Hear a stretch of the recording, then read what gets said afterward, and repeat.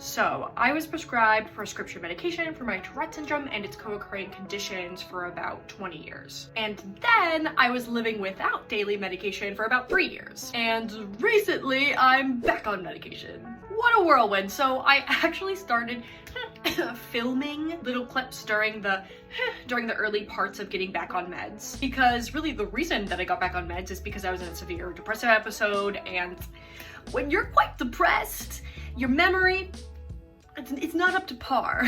So this first clip is from the day before I started back on daily medication. I have a Lexapro prescription in process at the local Walgreens.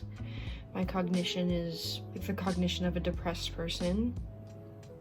I feel like I failed getting back on medicine. So I'm obviously not a failure for needing to get back on medication, but you know, this was a big decision and a huge lifestyle change, and it comes with a lot of like complex emotions. So my journey re-began. Day 4 of Lexapro, and I feel like I'm on an alternative to Ozempic. Like the side effects, the nausea, the dizziness, like heat in my chest, like almost like a bit of like a small hot flashes are happening. Like, and then when I do eat, I can only eat a certain amount, and it's just like, it feels like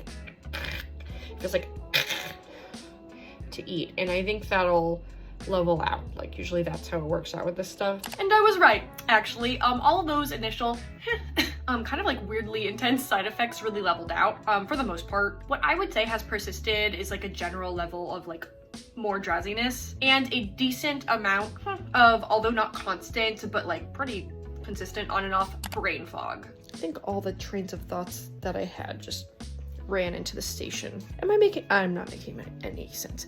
You know, this is a short form content video. There's a lot to this process, and I'm really just scratching the surface. So please feel free to ask me questions about this, and I'll try to break the surface through that surface that I scratched.